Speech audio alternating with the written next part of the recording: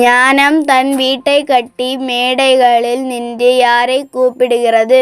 ஏ ஞானி, பி பேதை, சி துன்மார்க்கன், டி பரிகாசக்காரன். சரியான விடை பி பேதை. நாம் எதை விட்டு விலக வேண்டும்?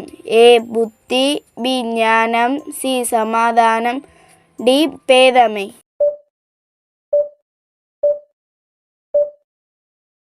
சரியான விடை டி பேதமை. நாம் எதன் வழியில் நடக்க வேண்டும்? ஏ புத்தி, பி கோபம், சி அநீதி, டி தீமை.